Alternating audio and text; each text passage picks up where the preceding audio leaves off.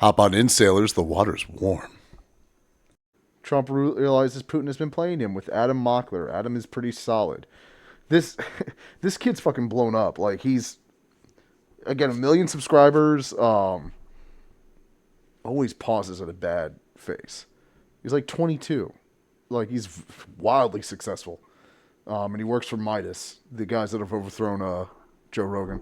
So let's give him a watch.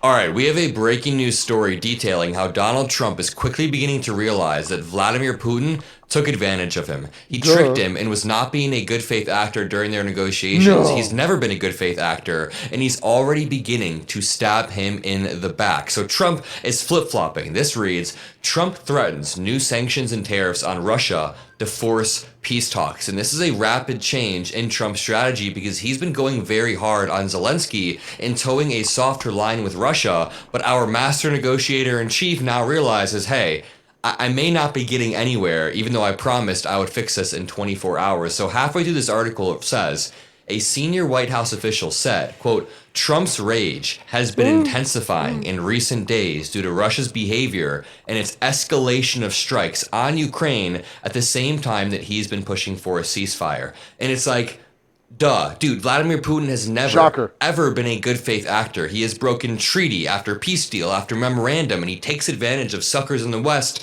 like Donald Trump.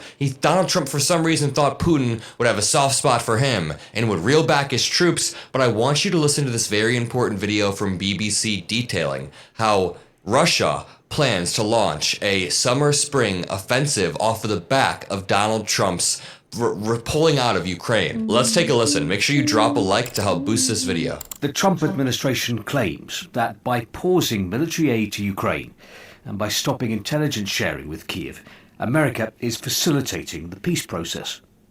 But from this article in today's Moskovsky Komsomolets, it seems that Russia views US pressure on Ukraine as a golden opportunity to make gains on the battlefield. Yeah, no shit. Ukrainian troops have been left without intelligence on the eve of a major spring-summer campaign. The Ukrainian army, deprived of US military equipment and American intelligence, will soon have a nasty surprise. Analysts believe the Russian army may launch a large spring-summer offensive. It will require a massive effort by Ukraine to discover the details. Because the U.S. is no longer sharing information with them. I'm going to continue playing this, but remember, just a few days ago, the U.S. stopped sharing intelligence on Russia with Ukraine, which is a massive blow to our soft power and just makes no sense at all. The U.S. no longer provides information about targets in Russia. And again, a week ago, Defense Secretary Pete Hegseth ordered a halt to offensive cyber operations against Russia. Russia has been eating our lunch when it comes to information warfare since the Cold War, but really since 2014, and now Pete Hegseth wants to withdraw from the global stage on pushing back against Russia because Donald Trump is ordering him to.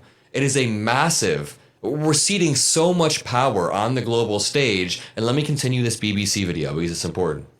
A Russian military analyst tells the paper, many analysts are sure that Russia is preparing big reserve forces, large units that will 100% advance in the spring-summer period. Right now it's the muddy season, but when the ground dries, we'll move. In the past, the enemy always discovered our plans beforehand. It was very difficult for us to conceal the movements of large troop formations. NATO saw everything with their satellites and transmitted all the information to the Ukrainian army by radio-technical means. Now we have a higher chance of finding the enemy's weak spot and striking when they're not expecting it. They have a higher chance of finding the enemy's weak spot because of an opening that the U.S. left. Because the U.S. is being weak on the world stage. It is incredibly disgusting. Look at that is a Russian newspaper admitting right there that they have a higher chance of finding the weak spot off of the back of Donald Trump. And before I continue this, let me go back to this article. President Trump on Friday threatened new sanctions and tariffs on Russia as he ramped up pressure on the Kremlin to agree to a ceasefire and peace settlement with Ukraine. And again, this is just a flip-flop. Our master negotiator, as I said, is flip-flopping like a fish out of water that says Trump threatens Russia with additional sanctions and tariffs.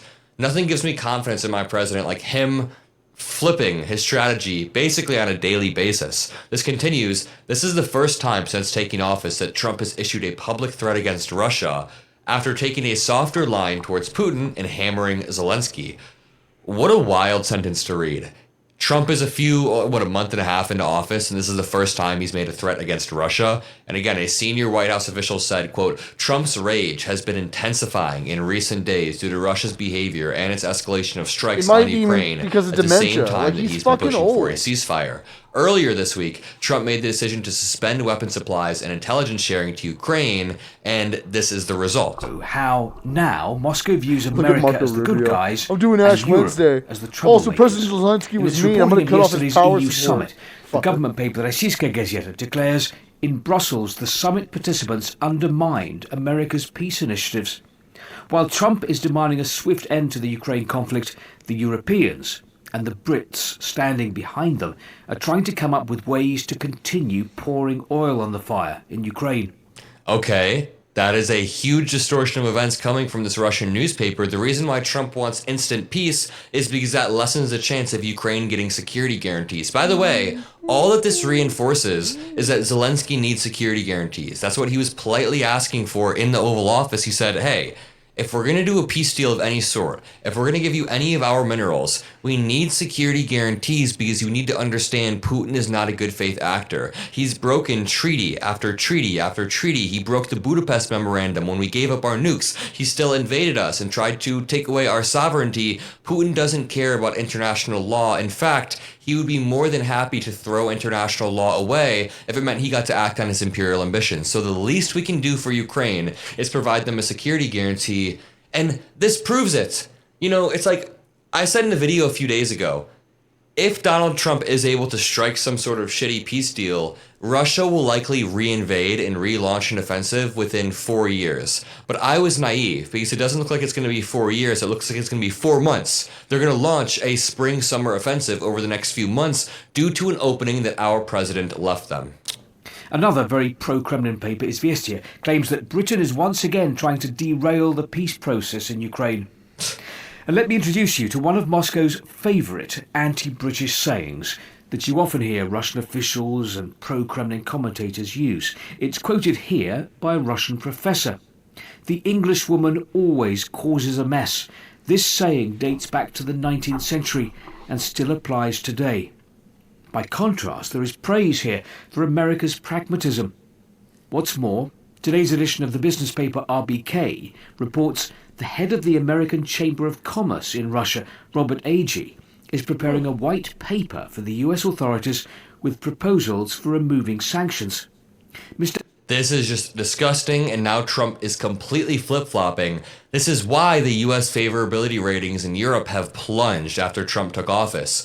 And again, it's important to have allies. After the 2016 election, you can see that the countries of Germany had the biggest drop right here with this gray line. You can see France has a massive drop. We see a drop with Denmark. And then once Biden takes office, he's got more of a steady hand. Yes, he was an old dude. But he had a steady hand, and our allies trusted him. He was predictable. And then it falls directly back down. The country that you see with the largest drop right here, the blue line, that's Denmark, probably because of Trump's autocratic threats against them. Agee tells the paper, first of all, we're asking for sanctions to be removed in the aviation sector. This relates to spare parts and technical support for aircraft.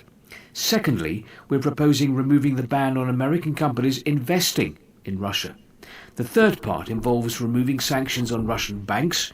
The fourth part, removing restrictions on the supply of luxury goods, including cosmetics. I mean, yeah, absolutely disgusting. That's why our favorability rating is going down, because we're ceding all of this soft power, and Trump is flip-flopping on a daily basis. Now, Trump's pressure led Ukraine to agree to the idea of a ceasefire and express willingness to engage. But senior U.S. and Ukrainian officials will meet next week in Saudi Arabia to discuss a framework for the peace agreement.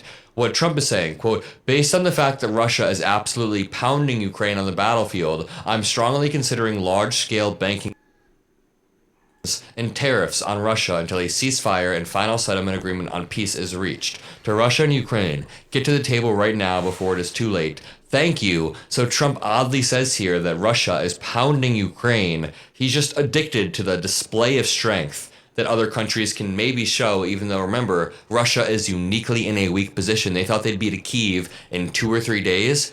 A reminder, the reasons, I've said it before in other streams, the reasons Russia thought that they would take Kyiv as fast as they did was, remember, when they invaded was right after the fall of Afghanistan. We pulled out the Afghanistan government that we propped up and kept in place for 20 years, just fell apart because it wasn't formed by national consent. It was just an American arm that we imposed on a country for, again, a couple of decades. So it failed. Putin saw Ukraine. They had just elected Zelensky. He felt that the government was illegitimate, that the national response wasn't there to stand against him. So he thought he could just steamroll, just like what happened with Afghanistan. He thought that would happen in Ukraine. Nobody says it, but that's exactly what he was thinking. It's clear now. But that's not the case, because Ukrainians have a national identity. One that was stolen from them for years by the USSR that they reclaimed in the downfall of the Soviet Union, along with the signing of the Budapest Memorandum, and was growing when they removed Viktor Lukashenko, the illegitimate president jammed in by the Russian government. The Ukrainian people have come together. They've lost like 1 million people since this war started, but like they are a strong people right now fighting to protect their borders. Again, it's the breadbasket of the world. Like, that's where the food comes from. And to be turned into a battle zone by a power-hungry dictator with a military that was not maintained at all, as his reports were leading him to believe, it's pretty great. We're going to watch one more Adam Mockler. We're going to go to Hassan, and then we're going to do Legal. That's going to be fun. We got 2 Legal videos worth watching. Let's catch up with Adam on this. You know, the tariffs could go up as time goes by. They could go up. That's not clarity. That's even more vague. Yeah, like, go up and he's they may muddling go. the economy. May? I don't know if it's predictability. I think So that's not clarity. No, I think that they say. Thank you. That is not clarity. All right. I find this concerning. So in a short amount of time, I want to paint a picture of waning American soft power on the global stage caused directly by Donald Trump, caused by his alienation of our closest allies, by using autocratic rhetoric towards Greenland or Panama or Canada for some reason, caused by Donald Trump's tariffs, his incoherent tariff policy where he's playing cat and mouse and pausing them, then unpausing them, and mainly by his removal of the Ukraine situation, his moving away from the Western position, and him moving towards the Russian position for some reason. It is all mind-boggling, but I want to break down some statistics showing how America's soft power is falling, and we can tie it directly to Donald Trump, and we can explain why it's bad. We don't explain the importance of NATO in Article 5 enough, so I guess we need to go back to the basics. We need to go back to the basics and explain all this. All that I ask is that you drop a like, subscribe, and we'll play this Trump clip from this morning in 1 second. But I'd like to start off by breaking down this chart that just came out from YouGov. It says the U.S. favorability ratings have plunged in Europe. And just check this out. So if we start at 2016, when Trump first got elected, you can even see through a lot of these countries, we have Great Britain, France, Germany, Denmark, Sweden, Spain, Italy. You can see immediately Great Britain, the approval rating of the U.S. drops. All of these countries, in France, the favorability rating drops. In Germany, it starkly drops, especially after January. Again, I've said it before. We gain nothing by being allied with Russia. Absolutely nothing. Like, what are we going to trade with them? Vodka, bears, and corruption? Like, what's the point? Why are we doing this? They're monsters. Like, their whole government is just self-serving, corrupt. Like, Putin is alleged to be... He is alleged to be a trillionaire with how much wealth he has stolen and scuttled away and everything. There's no full completed investigation of it, but like he's got palaces, everything he ever wanted, illegitimate children, mistresses. Like he's loaded up fat off the Russian people while they starve and suffer in relative poverty and a lack of a future. Yeah, he's just exploiting them and using them to wage a war on another non-aggressive people, and we've just allied with him for no fucking reason. We literally get nothing out of it. We've lost like 80 years worth of diplomacy in the last month because our president's a fucking idiot and Elon Musk is a greedy fuck. Like, that's, yeah. 6. Oof, look at that. And then when Biden takes office, it starts to rebound. I mean, it's not perfect. He's still only 50, 60%. It's not, you're never going to have 70, 80, 90% of support unless you're Scheinbaum. But Yeah, Biden she's had a doing good. way She's higher doing real approval good. rating. He had a steady hand, President and of he knew Mexico. that building a coalition among allies that was predictable, a predictable coalition, deterred threats like Vladimir Putin. And that's the word I want to highlight throughout this entire video, is predictable. Because when I watched this video, when we watched this clip with Donald Trump and Maria Bartiromo in 1 second, we really realize how Donald Trump's foreign policy is entirely unpredictable, and not in a good way. He's not some chess master who's making unpredictable moves. This dude is going to erode every single alliance and norm on the international stage because of the unpredictability of his actions. But then you see, right here in this chart, immediately after the 2020 election, the American approval ratings, or the favorability ratings rather, just drop starkly. Let's look at these countries. Denmark is the one where it really drops. I wonder what happened with Trump in Denmark. It drops down to less than 20%. What's yellow here? Sweden, it drops down. You see France and Great Britain, it immediately drops down. It looks like the smallest drop was with Spain, but that's still a pretty steep decrease. That's And also again, not a good- it's because that's not a good Trump thing. is alienating our allies. I mean, look at this clip. This is a beauty of Zelensky meeting with European leaders today. I'm going to be quiet for a second, and I just want you to watch This this is the true clip. It leader of gave the me free chills world right earlier. now. It's this former comedian. Like, God, that's funny. I keep fucking forgetting. Him and Trump are both ex-TV stars, but he was in an actually like good show about him as a comedian becoming the president of Ukraine, which he went on and literally did. And Donald Trump was in a shit ass reality show, and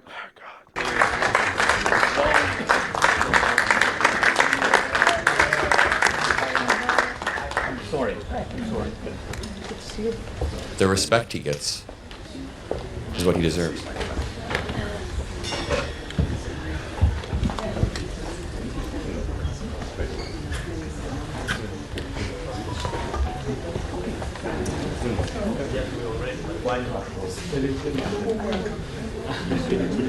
This is the guy Trump thinks it's a good idea to bully. The guy who's very popular among the EU. like, did you ever know that shit ass kid in high school that just hated like the most popular kid and had no fucking reason for doing it? You guys That's saw Trump. what I saw there, right? It's not over exaggerating to say they respect the hell out of him. And that is because Zelensky is holding the line.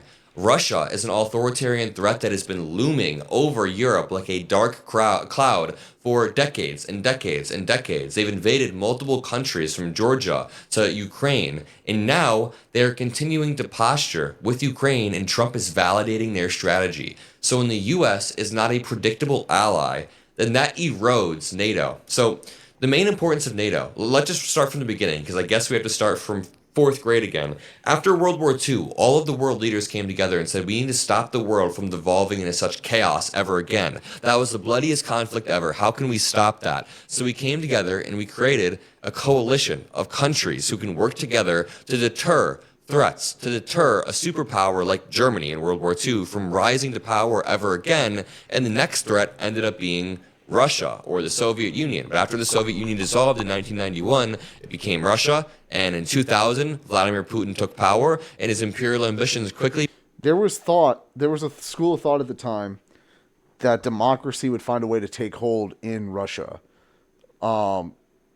Unfortunately, that was not the case. There's a bunch of movies and shows you can watch that show a pre-downfall USSR and like how it really operated. And very 1984, very money scheme. Like the state is the most important thing, gets the ultimate say in everything, anti-LGBTQ and all that stuff. But above all, like individual money interests were and always are the most important.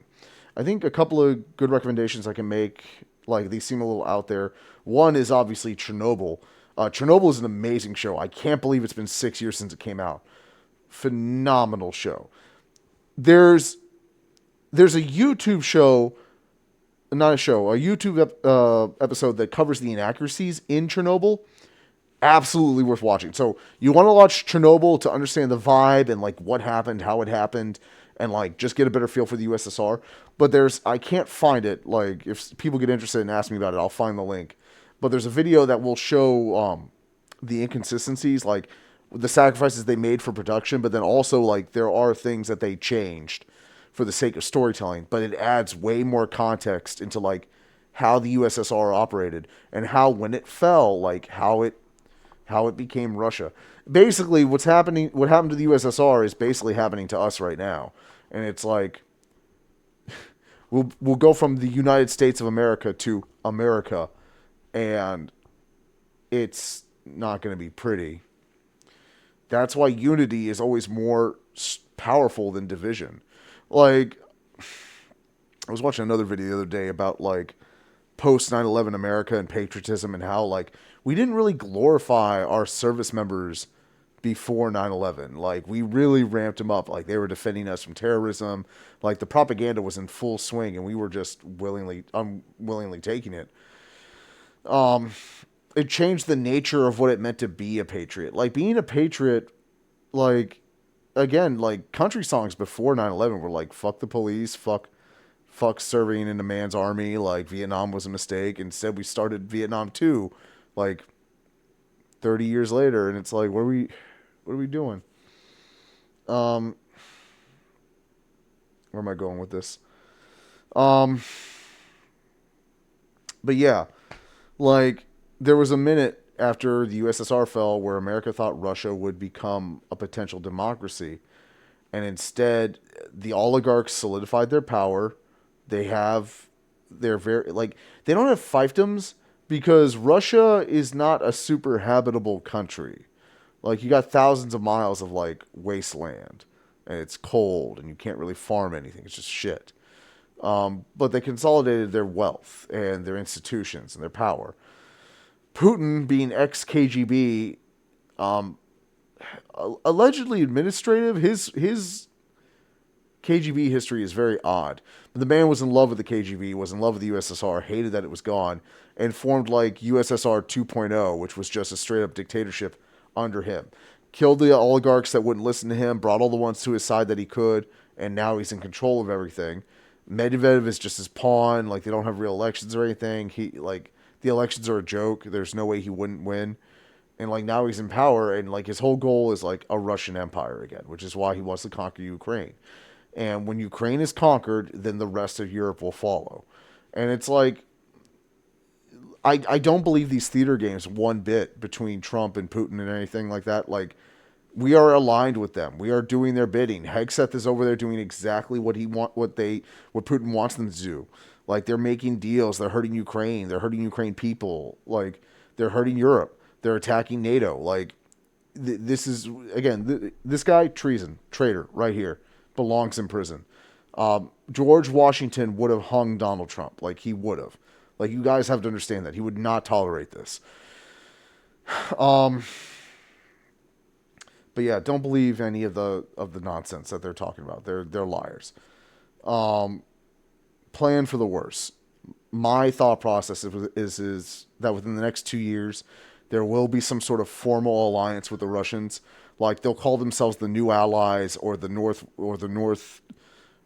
Northwest Alliance or some crap.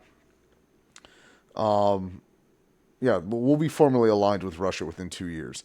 And at that point, like, it's a matter of, is Hegseth going to deploy U.S. troops in Ukraine to kill Ukrainians? Like, it's all very possible and frankly likely. Like, that's the direction it's heading. Like, we can't underestimate how far these people will go. They want children dead. They want Americans dead. They don't care about the rest of the world. They are violent, bloodthirsty, greedy people. They have no limit. Again, I estimated what was going to happen with Trump and Elon pretty well, but Elon took it even further than I had planned. With DOGE, like, it's madness unleashed. There's chaos in the streets. Like, these are monsters. They want to eat us. They want to get all the value they can out of us because they don't know anything besides insatiable hunger, and it's wrong. They need to be stopped. Anyway, let's keep going. It became clear, so that's when NATO was incredibly important, because we need to be predictable. Vladimir Putin needs to know that if he invades one of the Baltic countries on his border, we will all respond. We are all predictable. So when Donald Trump begins to act crazy around tariffs, that actually weakens Article 5 in NATO, because it makes us less predictable as We're an the ally. only nation that's just invoked listen in to what Article he says 5. and listen to how Maria Bartiromo kind of calls him out. Period of time. But I asked you about this before, and I know you told me when I asked you, I said, you did use some CA. You put this together. Yeah. And yet then you come back and you change it up with these tariffs, and you said to me at that time, I did it because I can. I put an amendment in there, and I said in 6 years I can change it. But I think CEOs want to see predictability. They say, look, I have to speak with shareholders. I've got to make plans for CapEx spending. I can't if it's 20% one day and then it's off for a month and it's 25%. Yeah. So can you give us a sense of whether or not we are going to get clarity for the business community? Well, I think so, but No. the tariffs could go up as time goes by, and They could go up. That's not clarity. That's even more vague. they may go The up. opposite And, of They may clarity. go, may? I don't know if it's predictability. I think So that- that's not clarity. No, I think that they say Thank you. That is not clarity. that. It sounds good to say, but for years, the globalists, the big globalists, have been ripping off the United States. They've been taking money away from the United States, and all we're doing is getting some of it back. What do you mean the globalists have been ripping off the United States? Why is this dude always blaming some nefarious force that he can't? So when he was out of office, it was the deep state within America, but now that he's the president of the U.S., there's global forces that he can't take care of. And also, Elon Musk is the one who's trying to create this far-right populist globalist movement. You have him influencing elections in France, Germany, Spain, and a bunch of countries. Elon Musk is trying to put his thumb on the scale of the election and create this global far-right movement. So don't talk about globalism, number one. But also, Maria Bartiromo makes a good The point. global far-right movement is a thing. It is already out there. They're just trying to... It's like an uncontrolled fire. Like, people like Elon are trying to pour more gasoline on it. They think they can control and harness it. And in some ways they can. Like, metaphorically, he's going to get warmth and light out of it from what he wants. But it will burn him down. And it'll burn the planet down. Like, these people are rabid. Like, they don't care about society. They don't care about equality. And, like, equality is not just diversity, equity, and inclusion. Like, no, it's, like, actual, like, fair justice meted out to, like, individuals and billionaires. They don't care about that. They just want to burn everything down and start from scratch. And it's like, you'll kill millions, billions even, if you guys get your way. You have no right to the reins of power. You guys have to be stopped. You're rabid. You're delusional. Like, this whole thing we got going on here, this only works if we trust and support each other. And you guys are the opposite of that. So you got to be stopped. There, the point that I've been trying to make, it's the predictability of his actions. Now, I get if a president like Obama or Biden wants to keep their cards close to the chest and not really telegraph their moves to their enemies. When it comes to war, you want to play chess. You don't want to be predictable. Zelensky doesn't want to be predictable, but that's not what Trump's doing. Trump isn't intentionally being vague and unpredictable. Trump is just so manic, and he has no clue what he's doing, that his foreign policy comes off as rather incoherent and schizophrenic. So when I said at the beginning that I want to paint a picture of waning American soft power, I really meant it. Just read these headlines from the past few days. Defense Secretary Pete Hegseth orders a halt in offensive cyber operations against Russia. Russia has intensified cyber operations against Ukraine and NATO countries for the past decade, but now we are stopping it against them. We are rolling over on the global stage and letting them leap even further in the information war that they've been dominating us in since the Cold War, really since 2014 when they started investing hundreds of billions of dollars into it. But it's not good. On top of that, the U.S. stopped sharing intelligence on Russia with Ukraine. The U.S. is no longer providing information about targets in Russia in a latest blow after halting military aid. Donald Trump wants Russia to win, and it's becoming increasingly clear, and that is hurting America on the global stage. Russia won't be at our doorstep next year, but the effects of this will be felt in 5 to 10 years. We can be sure of that. Make sure you drop a like, subscribe. Have a great rest of your day, and I'll see you in the next one. Peace out.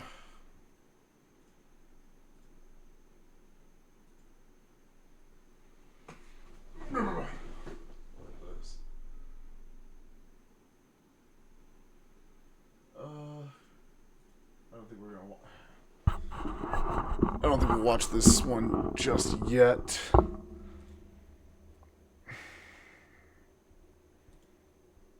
I mean, I like Chris. He's clearly good at what he does. I just don't know if I'm feeling him right now.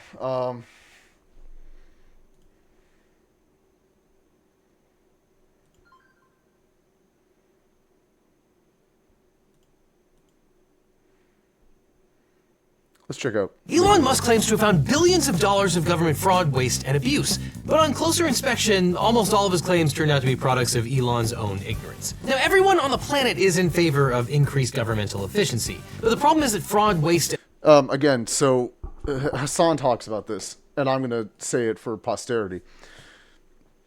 The way you increase government efficiency is by fucking hiring people. Like, you hire people, and yes, you update the old database systems. Like Social Security is running on Cobalt. Cobalt is old as fuck. Like, I forgot it existed. It's older than Pascal. It's insane. Like, you need to update systems. Like, update those databases. Yes. You will not accomplish efficiency goals without hiring more Americans. And again, if our government became like the actual jobs program it should be, like instead of 2.2 million Americans, there should be 5 million Americans minimum working for the federal government across all the institutions. Like, yeah, we have vacancies, openings. Like, it goes from small as national parks to the Social Security Administration to like defense subdivisions. Like, we need to be pumping money into the American people and giving them jobs, educating them and training them and treating them better. Because the more efficient our workforce is, comes from a better maintained and treated workforce. It just is. So yeah, like, DOGE is not efficiency. DOGE is efficiency in an ironic way. Like, I'm trying to think of a good metaphor, but an example that comes to mind was like plane designers back in the 40s trying to figure out like which parts of the plane they need to armor to keep the pilots safe. And they were looking at like the damage the plane sustained, like to the wings, to the tail, and it's like, oh man, this sucks. Like, I guess they get hit here a lot, so we need to armor those up. And it's like, no, like the ones that get hit in the cockpit that take out the pilot, those aren't coming back for you to look at and assess. You need to armor the cockpit. And that's DOGE's thinking. It's like, let's armor the wings. And by armor the wings, I mean like fire 1 million Americans. Like, they're just fucking nuts. and abuse are harder to find than you might think. So much so that there are senior government officials called inspectors general who run entire teams of independent watchdogs with public accountability. Unfortunately, Donald Trump fired most of them in one of his first acts in his second term. And it's particularly important to have federal employees dig into claims of fraud because generally you can't find it by simply looking at a spreadsheet of payments. So when Elon Musk and his Doge bros claimed that they found billions of dollars of fraud by looking at a spreadsheet of payments, we were skeptical. And our skepticism paid off because it turns out, to a first-order approximation, they didn't find any fraud. Now, Musk and Trump may disagree with the federal spending priorities set by Congress, but the if they found fraud, there would be crimes, and those crimes would be prosecuted. He has not found any fraud. He's just found stuff that he doesn't like money getting spent on. He belongs in prison. He just does. Spending set by Congress is the law. So categorically, if spending certain funds is required by congressional appropriation, it can't be fraud. But that hasn't stopped Musk and Doge from doubling down on their wild claims. So it turns out they did find fraud. Maybe the real fraud was the fraud they made up along the way. Chaos lawyer Liz Dye explains. Thanks, Devin. After the election, Donald Trump announced the creation of the Department of Government Efficiency, DOGE, to dismantle government bureaucracy, slash excess regulations, cut wasteful expenditures, and restructure federal agencies. At the time, he promised that Elon Musk and Vivek Ramaswamy would provide advice and guidance from outside of the government and partner with the White House Office of Management and Budget to drive large-scale structural reform and create an entrepreneurial approach to government never seen before. But it was not meant to be. First, government is not a for-profit business. And then, within hours of being sworn in on January 20th, Trump signed an executive order renaming the Department of Digital Services the Department of Government Efficiency. Essentially, he skin-suited DOGE into an existing agency like some kind of alien body snatcher. This is not science fiction! The Department of Digital Services was originally tasked with improving user experience on government websites. And that first executive order sort of pretended that there was an overlap between the missions. It said that DOGE would be responsible for modernizing federal technology and software to maximize governmental efficiency and productivity. Although it did hint at what was to come by referring to a team of DOGE dudes, which was to be dispatched to each government agency and given access to all non-classified databases. What followed was nothing less than a wholesale takeover of the government by Elon Musk and his Doge bros as they colonized one federal agency after another and either shut them down or radically downsized them by firing tens of thousands of government employees. In February, the president dropped all pretense that DOGE was about modernization. In a second executive order, he mandated that 4 federal workers be fired for every 1 new hire, and he gave the DOGE liaison to each federal agency the power to veto all hiring decisions. Since then, the insane. DOGE bros have slashed through Absolutely the government while the insane. agency's Twitter account posts nonstop about all the woke contracts it's canceling. It is not legal for the president or his billionaire buddy to arbitrarily cancel contracts and congressionally allocated spending, but that's the subject for another video. Today, we're going to talk about math. Specifically, how believing everything you see on the internet makes you bad at it. On January 28th, in her first appearance at the podium, White House Press Secretary Caroline Leavitt claimed that DOGE had discovered that the government was spending $50 million to buy condoms from Gaza. DOGE and OMB also found that there was about to be 50 million taxpayer dollars that went out the door to fund condoms in Gaza. That is a preposterous waste of taxpayer money. Musk called it the tip of the iceberg and said, "My guess is that a lot of that money ended up in the pockets of Hamas, not actually condoms." That story was utter nonsense. Isn't it wild that he just say shit? Like, just says... He could just say anything, and it's like, you gotta believe me. And it's like, we're not all Joe Rogan, Elon. You can't just say shit. Oh, but I've got hundreds of billions of dollars. And it's like, yeah, go fuck yourself. Higher population of Gaza before the latest war was only 2 million people. As multiple news organizations have pointed out, USAID, the government's vehicle for distributing humanitarian assistance, spent $0 on condoms in the entire Middle East in 2024, with only about $7 million for condoms worldwide. And we have to show you those articles instead of the original source material because DOGE yanked down USAID's website, including the tables that showed what the agency spent in prior years. But as Jeremy Kanindick, the president of Refugees International and a former official at USAID, noted on Twitter, what's going on here is not a billion condoms for Gaza. What's going on is that the bros at DOGE can't read government spreadsheets. He called it the kind of basic mistake you make when you've fired half the workforce of the Global Health Bureau and pushed out much of the senior leadership. Pressed for evidence of the $50 million claim, State Department spokesperson Tammy Bruce tweeted that the across-the-board pause in foreign assistance, quote, allowed the State Department to prevent unjustified and non-emergency spending, such as condoms, prevented $102 million in unjustified funding to a contractor in Gaza, including money for contraception. There was, again, no evidence for this claim. And as Kanindick pointed out, it would be entirely appropriate for the U.S. government to purchase condoms and other birth control as part of its humanitarian funding. President Trump then doubled the figure to $100 million. Think of it, $100 million on condoms to Hamas. Some media outlets have suggested that the DOGE bros got confused between the Gaza Strip. It's like the level of fraud they were accusing. Not only were you not seeing criminal prosecutions, like, we're so media illiterate. It's like, and I blame Mark Zuckerberg for most of this.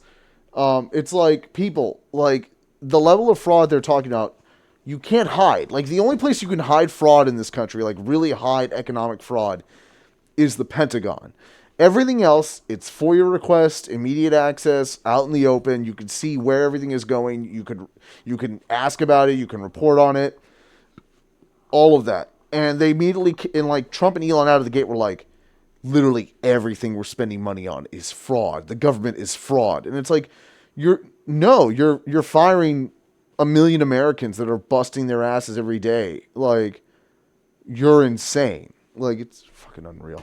which is home to millions of Palestinians, and Gaza Province in Mozambique. As the Washington Post points out, the Elizabeth Glaser Pediatric AIDS Foundation received $83 million from the Department of Health and Caroline Human Leavitt's a Services piece of Department for shit. HIV/AIDS Prevention in Gaza Province, although none of that went to buy condoms. That did not stop Fox News' Jesse Waters from insisting on air that the Fun U.S. fact about government Jesse was paying. Waters, he's I believe he cheated on his first wife with his current wife. Don't quote me on that. I do know he let out the air in his current wife's tires to get him to go out with him. Like, yeah. Also, uncharismatic scumbag. All he is a smile and a suit. And it's like, yeah, dude, where's your charm? Where's your charisma? At least Bill O'Reilly flew off the handle. At least Tucker Carlson, like, kept some slack in that jaw. You know what I'm saying? Fuck this guy. For condom bombs. They make condom bombs. Hamas inflates the does that condoms, even straps mean? What do on you an mean, condom explosive, bombs? and floats them into Israel. It's a dual-use technology. Looks like a Hamas birthday party. So we pay for the Hamas condom bombs and Israel's Iron Dome. None of that was remotely true. As far as we can tell, it's just completely made up. But here's Musk brushing off the criticism in the Oval Office. That's what you think. Well, first of all, some of the things that I say will be incorrect and should be corrected. So Dude, you can't nobody's gonna bat a shoot thousand. from the hip I mean, any, when you're dealing we will with, make like, mistakes, but we'll act quickly to America correct it. as a Again, whole. we did not spend $50 million on condoms, and if we had, it wouldn't be appropriate or legal for some unelected billionaire to simply cancel that allocation out based on his own sense that it's a bad idea. But that was not the only incidence of Musk math leading to bizarre and often outright false claims about the federal budget. Now, sorry to about interrupt, but if everything. you're going to accuse the government of fraud, you'll want a good lawyer. But if you want a great lawyer, my law firm, the Eagle Team, can help. If you've gotten in a car crash, or suffered a data breach, especially if you got one of those data breach letters saying your information might have been leaked, or dealing with a workers' comp or social security issue, we can represent you or help find you the right attorney. It's so important to talk to a lawyer right away so you can maximize your recovery. And by the way, we don't get paid unless you do, so there's nothing up front. So just click on the link in the description or call the phone number on screen for a free consultation with my team. Because you don't just need a legal team, you need the Eagle team. During that Gonzo Oval Office press conference, Musk claimed to have found billions of dollars of Social Security fraud. The allegation that there were thousands of fake 150-year-old people collecting Social Security checks rocketed through the MAGA ecosystem. Here's the president's son, Don Jr., tweeting, "OMG, it's so bad what's been happening to our country and your money." But people who actually understand code immediately spotted the error. The tip-off is that Musk thinks all those fake Social Security accounts are for people who... And it's like, okay, so they figured out the cobalt thing really easy. But again, it's like practical common sense is very absent from the American zeitgeist. And it's like people should ask themselves, like look, I'm going to random example here. The Sopranos. Tony and his crew were doing a lot of like schemes and fraud to make money and everything. But they would do it like one of the deals was it like a pier or something or a museum or some crap in like season 4 or 5. It was like a $20 million deal and they were going to skim off the top like 1 to 2 million. Like, and like, that's the kind of thing like you can like barely get away with like money laundering and like paperwork and everything. The idea that like 10 million people were getting paid hundreds of millions of dollars and there was no accounting, like it's literally not possible. Like the CFPB was crushing like fraudulent banks for less money than what they were alleging was fraud. 10 million Americans with each getting like, let's say like a $1,500 minimum, $5,000 maximum Social Security payment monthly for years. Like that's hundreds of billions of dollars. It's not possible. Like the things Elon and Trump just say, like they're so blatant lies, but people have so lack of familiarity with how the world works. Like it's like it's coming from a person in power. I must believe them. And it's like, no, you can't because they're wrong. And it's like, when I say that, people are like, well, who are you? You're just some rando. How would you know? And I'm like, because I learned how things work and they're wrong. Well, I don't know how things work. So I'm going to agree with the guy that's wrong because he's got all the money and he's the president. It's like, oh my God, fuck me. Who are 150 years old, i.e. born in 1875. See, a lot of the data that Musk's whiz-kid coders have been rifling through was written in the last century. There are a lot of reasons for this, but chief among them is money, because it's expensive to modernize enormous data systems, particularly when, like Social Security, they absolutely, positively cannot break down or leak. Which is also why, like, it needs to be modernized. But, like, you got to do it right and not with a fucking hatchet at a billionaire's whim. And Congress is never interested in appropriating millions of dollars to revitalize data processing systems, so it always gets pushed off to the next year, which means that the management protocols for U.S. government financial data are very old and very fragile. That's part of why people were freaking out about the DOGE dudes getting into Treasury's payment processing system, because it would be very easy to break it by accident, and breaking it would be catastrophic because it would grind the entire government payment system to a halt. Anyway. Social Security goes out to, 70 million Americans? It keeps 2/3 of the elderly out of poverty. Can you imagine if that system stops? Like, above the million Americans Trump is firing, like, this would destroy the economy. It would destroy the economy. Like, like, I'm going to find some content for us in the near future to watch, to learn about the velocity of a dollar, which is how far a dollar goes in effect through transactions, and how money is not even, assets are assets. Money should never be considered as an asset. Money is the water in the turbine, in the hydroelectric dam. It needs to flow.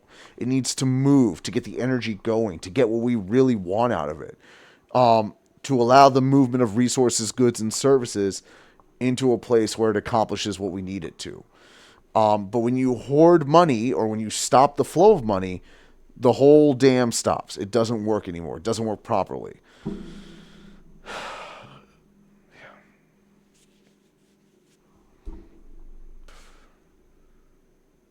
Oh, you already changed the picture for that. In 1988, long before most of the DOGE programmers were even born, the International Organization for Standardization tried to regularize the notation for dates. Take as an example this number. Americans read that as February 10th. For more or less everyone else, it's October 2nd. Now, you guys can argue in the comments about who's right here, but for the purposes of international banking transaction, it matters that everyone is on the same page. So in 1988, we all agreed that the international standard would be an 8-digit number comprising the year, month, and day. That standard was called ISO 8601, and under it, February 10th, 2025 is rendered as 20250210 the world over. No more confusion. But for reasons you don't care about having to do with the Gregorian calendar, under ISO 8601, we all agreed to treat May 20th, 1875 as the year zero. That's the date when the Treaty of Metro was signed at the First International Convention to establish the International Bureau of Weights and Measures in Paris, and I guess that seemed like as good a date as any. But I'm sure we all see where this is going, because the government's payment processing systems at the Department of Treasury's Bureau of Fiscal Services runs on a 65-year-old computer programming language called COBOL, and COBOL utilizes the ISO 8601 standard, meaning that if there's nothing in the birth date field, it will render as the earliest date acknowledged by the system. I don't know if I mentioned it. I used to work retail banking years ago, after the financial crisis. And the CFPB was really coming in full force. And one of the things they did was remediation. And remediation was a process in which the banks would go through and verify all the information of all of their customers. Everything they legally need to have and open accounts, like Social Security, date of birth, if there were signatures missing on account cards. They remediated everything, brought their whole systems current. And if they didn't, we're talking like millions in fines to the banks because they weren't in compliance with their own procedures. And so if they failed to remediate that, then they were going to be held accountable for that. And the institution that I worked for was very good about that. They were very conservative because because I think like 10 years prior to me working there, they had dealt with like a number of like minor scandals that could have been frankly, much worse than what they were. And it led to them being, again, more conservative than most when it came to like lending and everything. I think they still really are. But yeah, when it came to remediation, they locked in and took care of all that. And if they had accounts for people that like they wouldn't get the information or the customers wouldn't give them the information, they were warned. And it's like, listen, we're going to have to shut your account down because this is non-compliance. Like, we don't have your date of birth. We don't have your right address. Like, we don't know this is your social security number. You haven't been to this bank in like 20 years. Like, it's been through mergers. Like, we have to make sure this is accurate and in line with legal standards. And they would close down the accounts and mail them the check, which frankly is the right thing to do because they're not legally operating accounts. And the problem is a lot of banks are very like shitty and slacky with that. Wells Fargo, and I believe JP Morgan Chase, pretty much every big bank, like if you get above like a regional area of America, like there are banks that operate up and down the Northeast and then the Northwest, or like Central North America, over in the West Coast. Like there are regional banks. If you get above that and you become like a nationwide bank, like Cap One, JP Morgan, Wells Fargo, you become much more lax and risky with the money you have, the information you have.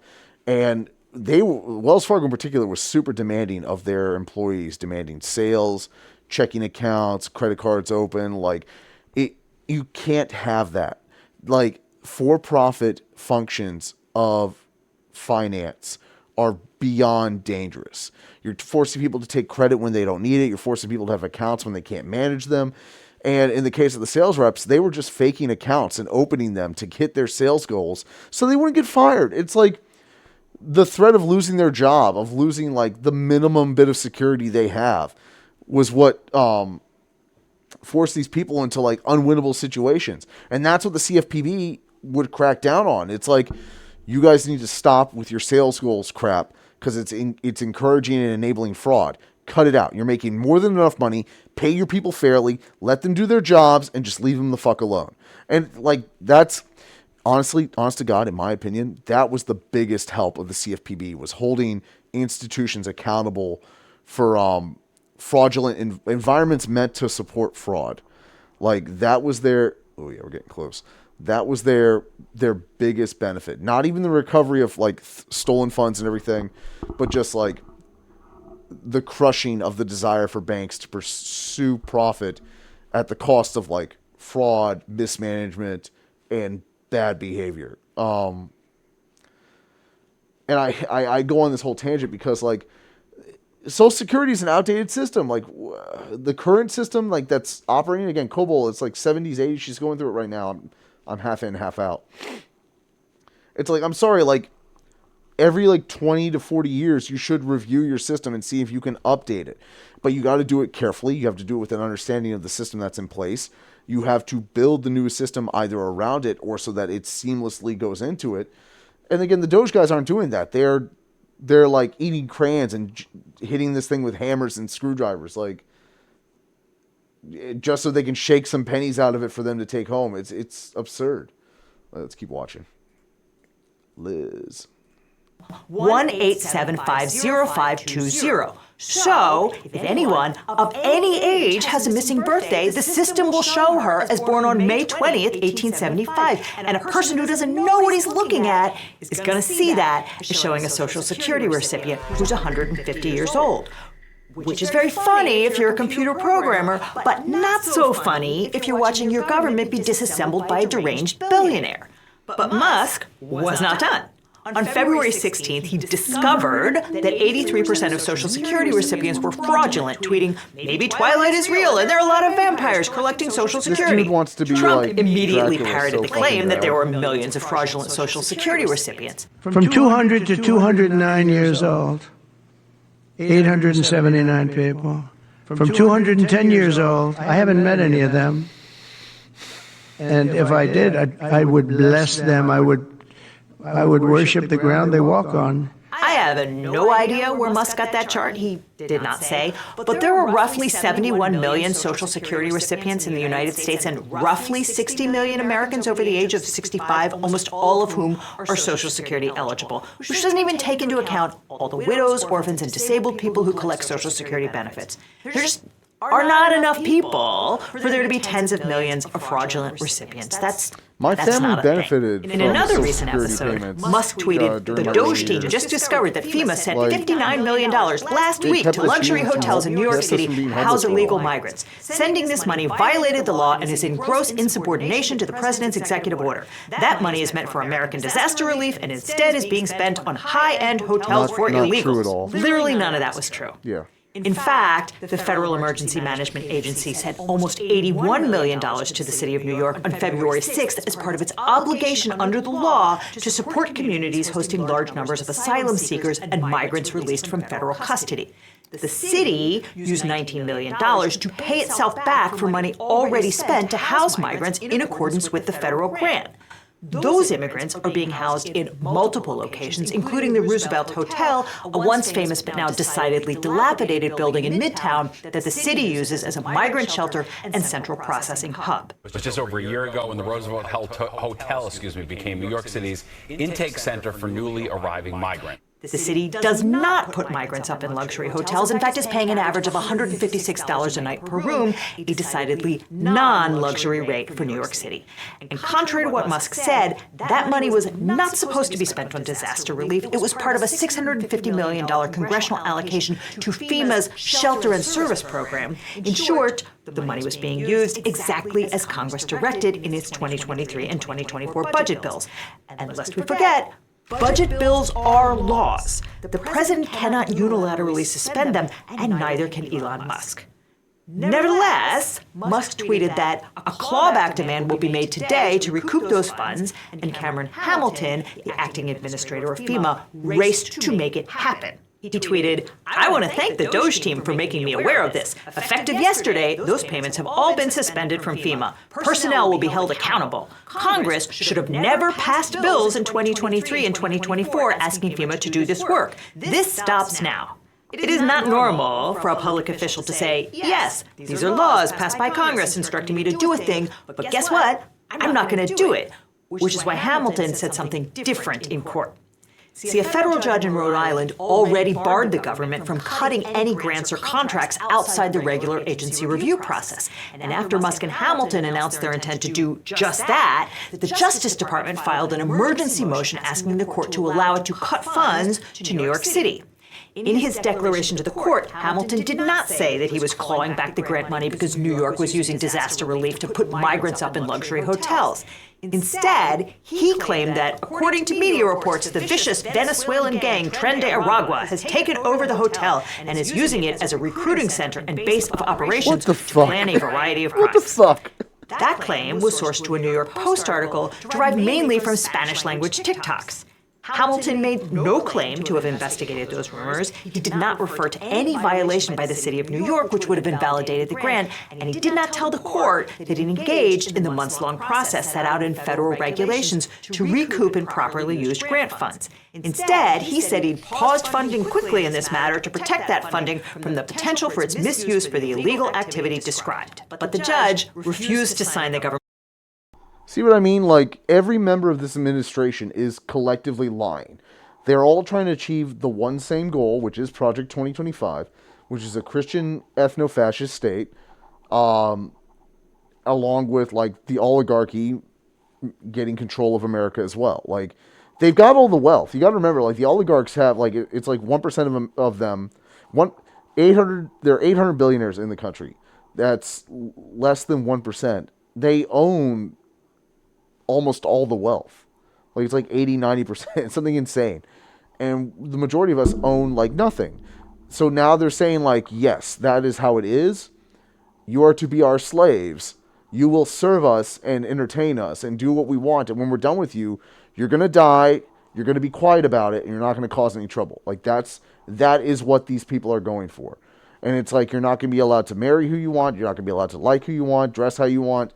Like, it's going to be Christian, in service of billionaires, and we'll dismantle the American democracy that you're trying to use to shield yourselves from that. Like, you're not allowed to have that.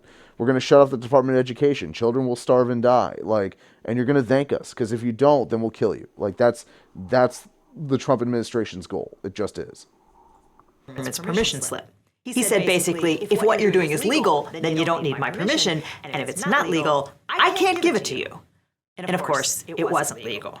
Federal regulations require an audit, 60 days notice, an appeal mechanism, and allowing the grant recipient to make repayment arrangements.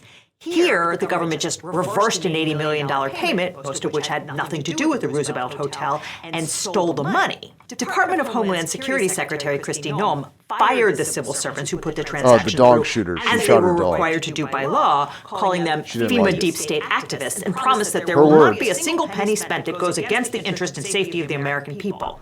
But again, the American people spoke when they elected their representatives to Congress, which sets the budget. That's how our constitutional system goes. And the fact that Elon Musk believes crazy things, either because he sees them on the internet or because the DOGE Jews don't know what they're looking at, does not change the law. Elon Musk and his DOGE bros put out so many fake stories it can be hard to keep track of them all. He and his millions of followers spent several news cycles discovering that media outlets were secretly funded by agencies like USAID. I think the theory here is that federal agencies which make policy decisions and have to liaise with Congress should not pay for subscriptions to the New York Times and the Washington Post and Politico Pro, which are essential reading for everyone in D.C. I guess the less information, the better. On February 12th, Reuters published a story entitled Musk's DOGE Cuts Based More on Political Ideology Than Real Cost Savings So Far. The story noted correctly that Musk was going after programs that conservatives dislike, such as public television and programs that support diversity. But those represent a minuscule fraction of the federal budget and will not get close to the $2 trillion in spending cuts Musk has promised to find. After director Ron Howard posted the Reuters piece, Musk replied, "I wonder how much money Reuters is getting from the government. Let's find out." A crypto bro named Mario Nawfal raced to produce the desired data, which wasn't difficult since you and I and everyone else can go to usaspending.gov and plug in any recipient we like. Nawfal pointed to a contract from 2018, when Trump was still president, for, quote, active social engineering defense and large-scale social deception. He said, DOGE investigations reveal mysterious Defense Department payments to Reuters for large-scale social deception project between 2018 and 2022. While DARPA claims it was for cyber defense, questions swirl about They're why a just news saying agency nonsense. received millions for social engineering. In fact, questions did not swirl, or at least not until Nawfal started swirling them. Because you too can click through and see the November 2017 proposal soliciting innovative research proposals in the area of automated defense against social engineering attacks, which Nawfal must have done himself since he knew that the proposal originated from DARPA, the Defense Advanced Research Projects Agency. But that did not matter to Musk, who immediately tweeted, Reuters was paid millions of dollars by the U.S. government for large-scale social deception. That is literally what it says on the purchase order. They're a total scam. And it didn't matter to the president either. The reality is that Thomson Reuters is a huge company We're in with the a news age of division it that is totally feels real. separate from its research division, and DOGE didn't discover this contract. It was on a public website, and some internet rando tweeted it at Musk along with a totally misleading suggestion, which Musk and Trump were both delighted to treat as fact.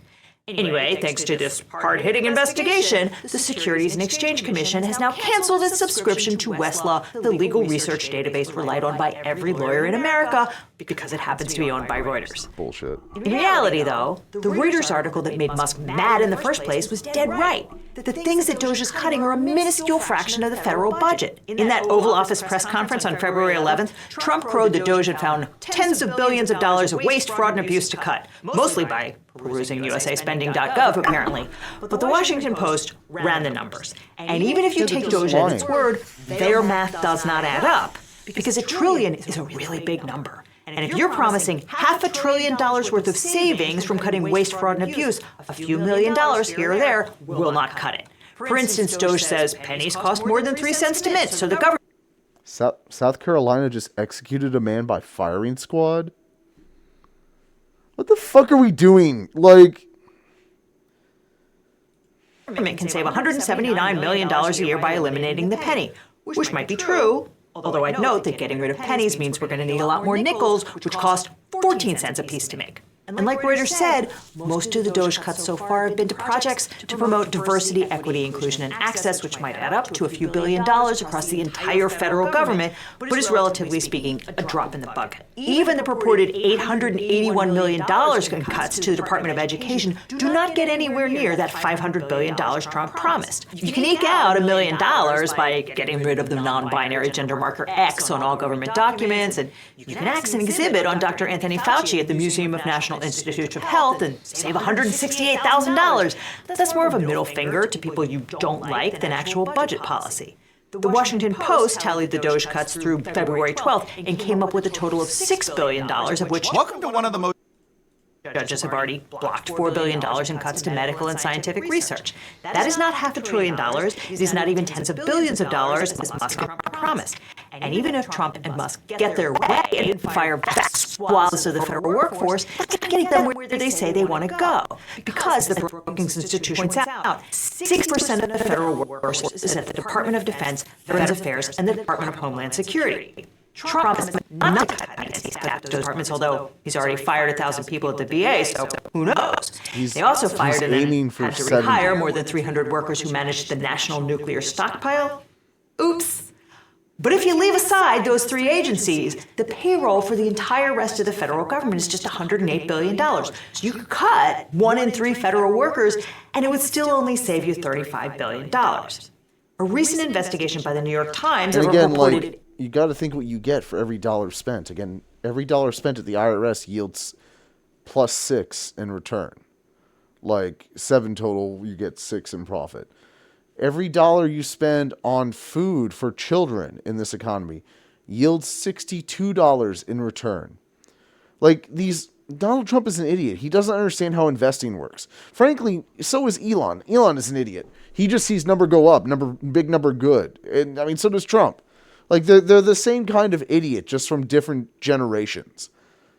Like, the parallels between Trump and Elon are pretty wild the more you look at them.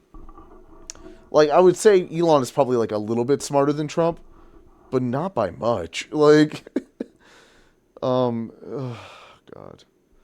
We're going to finish. This is almost done. When this is over, I'm going to put on the CoffeeZilla video with Sam Bankman-Fried. I'm going to go camera off for a second because I'm kind of hungry and I'm a little tired. But we're going to keep watching. $8 billion contract canceled by DOGE revealed that the real number was just $8 million. The Times notes that after the article was published, DOGE removed the screenshot that showed the mismatch, but continued to claim $8 billion in savings. It added a link to the original incorrect version of the listing, showing an $8 billion value. It later updated the link to reflect the correct number, but failed to subtract the $7.992 billion from the supposed $55 billion tally of the cuts it claims to have made so far. And by the by, the Times says that they didn't find this error by going through the whole list. They just picked the biggest number and investigated that one first. But the DOGE defenders have a good answer for that, and it's, what are you trying to hide? You must be mad because we found all this corruption. When they want to audit USAID, who is spending $100 million to send condoms to Gaza, let alone running shrimp on treadmill and all the other ridiculous things. The Democrats go crazy. Let them do this, Sean. Reasonable people can argue about small government versus big government and the appropriate use of tax dollars. That's not the issue here. Leave aside the dubious legality of almost everything DOGE has done, violating everything from civil service protections to the Appropriations Clause to the Impoundment Control Act. That's going to be for judges to sort out. The issue is that none of the numbers these guys are throwing around will get you anywhere near $500 billion or $2 trillion or whatever made-up figure they throw out tomorrow. That math just ain't mathin'. Although, if your goal is to hollow out the federal government and make sure that it can never deliver services that Americans have come to rely on, this plan ought to do it.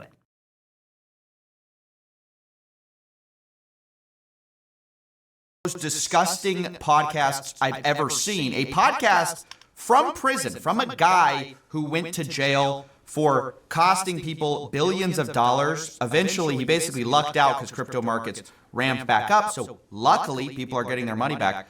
And now he's making a case that maybe he should be pardoned. Maybe he should get off. We're talking, of course, about Sam Bankman-Fried, the person behind FTX, Alameda gambling billions of dollars.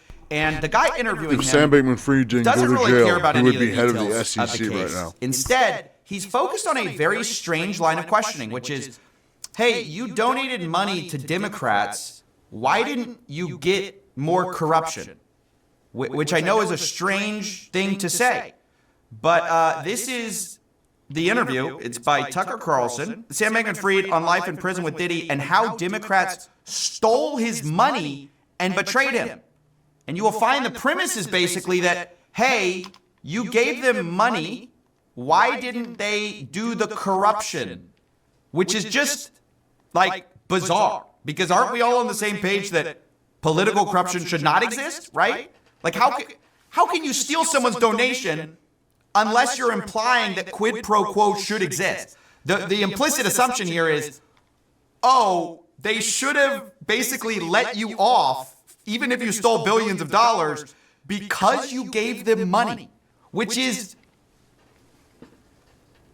insane. I mean, it's just like, what are we doing here, fellas? What are we doing? Anyway, I'll just show you the clip and we'll talk about it. Big picture, without getting into like all the details of your case, but it does seem like you guys made a decision at your company to form political alliances through political donations, which is not singling you out. You're hardly the only businessman who's done that. It's actually kind of par now.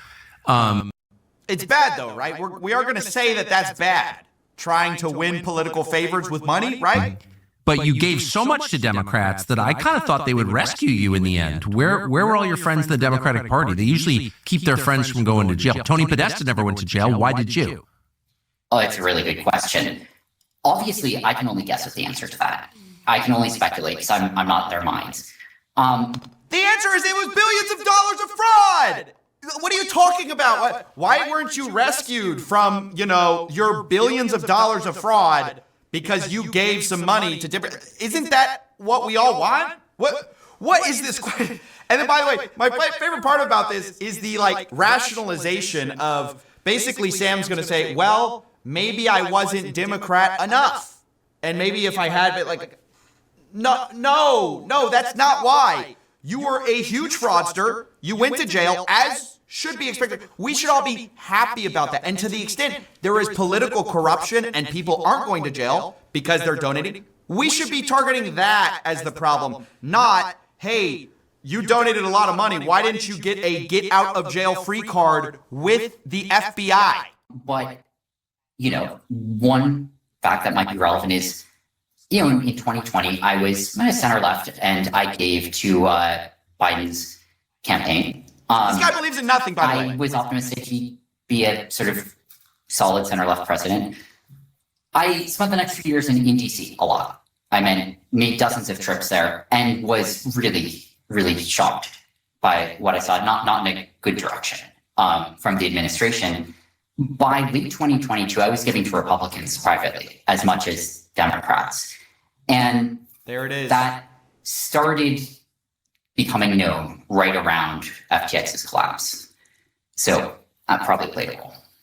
So, okay, just so we're clear, his explanation is the reason I didn't get any quid pro quo is because I also gave to the other team trying to win their quid pro quo because he was trying to hedge his bets. Remember, this is the same guy who goes, oh yeah, all you have to do is say the right shibboleths and people are going to believe it. Like basically, you just say whatever you need to get power, which is exactly what he's doing here, by the way. He's aligned himself now he was with the left when Biden was in office. Now he's with the right now that Trump's in office because he's angling for a pardon.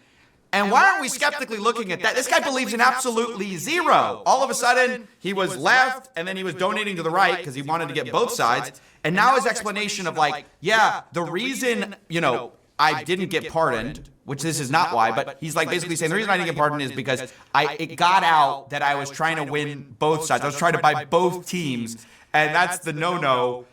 And it's just insane. This interview's kind of implicit premise is if you don't give people a get out of jail free card, you have stolen their money and betrayed them. Do you guys understand how insane this is? The literal chapter title is Democrats Refuse to Rescue SBF Despite His Large Donations. What are we doing here, fellas? And look, I've got to... Look, I don't want to do this whole... By the way, I despise this politics stuff. I don't like it. I do not like it. However, we cannot ignore the fact that fraudsters are basically walking free left and right because of political contributions, and or at least it doesn't hurt them. I am, of course, talking about Justin Sun, who got charged by the SEC basically a couple years ago for pretty serious fraud claims. Market manipulation, wash trading, things that hurt like real customers. This is not some political anything. It's just like, hey, you committed fraud, or it looks like you committed fraud. We're going to go after you. That's sort of the idea that the SEC's indictment would have you believe. Now, it just so happens to be that Justin Sun, same guy who got indicted, donated a ton of money to World Liberty Financial, which is the Trump project, financial project. In fact, he donated so much money that the guy who leads it, the founder, claims that World Liberty Financial success came partly because of Justin Sun. He says the project fortunes changed, however, when Justin Sun stepped in. This guy, Folkman said, with a gesture towards Sun, saw that regardless of the outcome, this project is a monumental move for the entire crypto community. Justin Sun put 10 figures into it, over $10 million. I've seen reports that it was $75 million into this Trump-backed coin, which you could not trade. So it's like, why would you put money into a coin you couldn't sell? And you're being indicted by the SEC, or you're being charged by the SEC, and just coincidentally, you put in $75 million into the political leader's coin, right? All of a sudden, what happens? SEC halts fraud prosecution of the crypto bros' purchases enriched Trump. Quote, on Wednesday, the Securities Exchange Commission and Sun sent a joint letter to a federal judge asking for a stay of Sun's case. Now, did this all come because of the donations or the buying of the World Liberty Financial token? It's hard to know. I'm sure it didn't hurt, right? It's a similar type of tacit donation that Bankman-Fried made. So it's impossible not to look at this interview and compare the two outcomes. And you go like, well, are we just like selling get out of jail free cards to people? Right? Again, not saying that Sun directly did that, but indirectly, if you literally are credited with like the turnaround of someone's entire crypto endeavor, and then all of a sudden you get let off being prosecuted, we have to look at that skeptically. Like, come on, let's put two and two together a little bit. But it's insane to have a podcast where instead of like seeing that as the problem, like Justin Sun getting off after making one of Trump's projects very wealthy, instead of seeing that as the problem and maybe something that politically is corrupt, we go, well, why didn't you benefit from the same thing, Sam Bankman-Fried? Why did you get your money stolen? And why were you betrayed? I mean, what a backwards clown world to live in, where we're having prisoners pontificate about, well, why weren't you just like, you paid? Why didn't you get what you paid for? Greg got some food. It's crazy. Camera off for another minute, and I'm going to toss it back on. Absolutely insane. We are in so much of the like bizarro world where we're almost like trying to make everyone feel bad for the criminals who basically didn't benefit from political corruption. Hey, Coffee said you it did himself. all the right Crime is things, legal Sam. now. Can you please explain why you didn't also get out of jail? I mean, basically what we're realizing is Sam was too early. Sam was too early. Yeah. And if he had just been a little bit later, and he had lined the right pockets. Motherfucker. Damn it, I've been saying that for a month now. You know it. If Sam Bankman had waited 2 years, he would be in charge of the SEC. That's what I'm saying. Fuck. Would he have gone to jail? No. It's impossible to say. He'd be in fact, the admin. what's He'd sick be. About this, dude. I don't know if y'all see that I'm going crazy here. I'm going a little bit crazy. What's sick about it is that Sam Bankman-Fried is now parlaying for a pardon, right? And we're all clear about that. He's basically trying to say that his prosecution was political. The irony is, what we've just established is that in some ways it's the most not political prosecution because he donated the most to the guys who were in office at the time. So actually it's not political that you went to jail, I guess. But now he's trying to say like, oh, what happened to me is maybe similar to what happened to Trump. Maybe I was politically prosecuted. Biased judges in terms of prosecution. No, you're just a bad person. You did fraud. Like, fucking hell. Everyone, Like, the new generation of snake oil salesmen are insidious. Like, they'll have you thinking about like a bottle of gator piss will like cure cancer, and it's like, no, it'll just be a bottle of gator piss. Don't drink it. God damn it.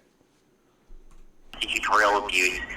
And in terms of sort of the politicization of the DOJ over the last decades, and I would say speeding up recently. And do you think your trial is part of that story? I think that's a piece of the picture. How could it possibly be a piece of the picture?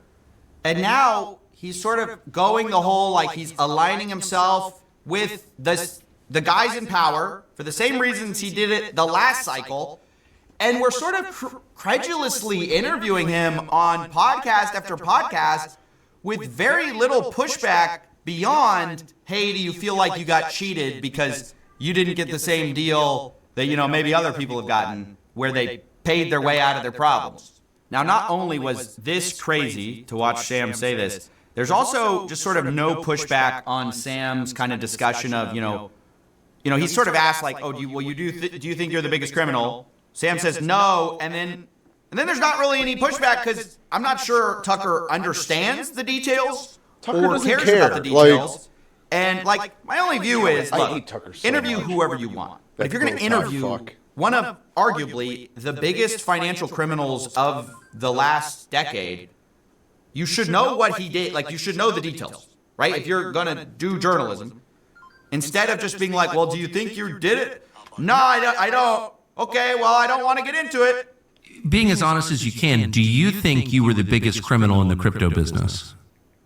I don't think I was a criminal. So certainly the answer to that is no.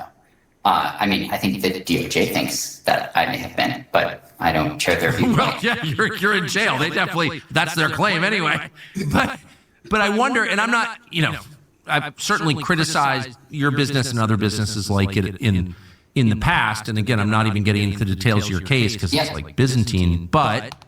No, not but. Not but. What do you mean? Hey, I'm going to ask you if you're a criminal. You say no. Well, I don't want to get into the details because it's Byzantine. What? It's just so weird, and I'm just like, why does this interview exist? It's not like Sam is a darling of the right. He's trying to make himself one. I don't even understand what this piece of media is or what it hopes to achieve. And I'm just sort of frustrated because now the new playbook for scammers and people like the Tate brother. It's not the playbook. This is just how it is now. Like, it's like Coffee said earlier. Crime is legal. Like either Jesus Christ. The fucking chorus. Either you're a scammer or you're getting scammed. Like, that's how it is now. So it's like, yeah, get your money and fuck everyone on the way there. Who are accused of horrendous actions is just to cry political prosecution, and it's sort of working.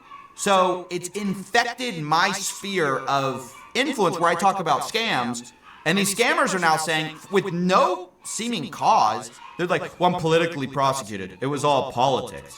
And so now I feel like I have to talk about it. I can't have, Sam Bankman-Fried from prison angling for some kind of pardon with a guy who has no idea about his case. And it's just like, I have to talk about it. I don't want to talk about it. Why?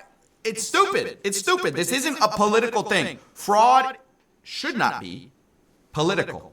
Scams should not be a political issue. We should hate them equally on both sides. And the same is true of corruption, which is kind of a type of scam, where you get away with something for no reason, other than you've aligned yourself, you've lined the right pockets. These should be universal issues that we all agree on. Coffee is clearly not like a political person. He's a finance crimes analyst, basically.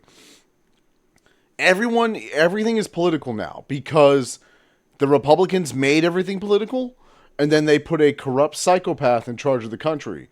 So now everything is politics. It just is. Like, and you cannot avoid being affected. It will affect you. It's just a matter of how long and how and what way, and it'll most likely be very negative. That's just how it is. Vote Tim Walz, please. Kind of disgusts me that I have to even talk about it, but we can't trick ourselves into like what's actually happening here. Why is Sam going on these podcasts? Also, we played this Sun interview. Why is he going on this podcast? Is it because he just loves talking, or is it because he's trying to align himself and trying to claim like political prosecution to try to get a pardon, even though we've already gone through the litigation of establishing that he's one of the great financial criminals of our time? Anyways, it's just insane. I mean, what a wild discussion to go, hey, you lined everyone's pockets. Why'd they steal your money and betray you when you committed crimes?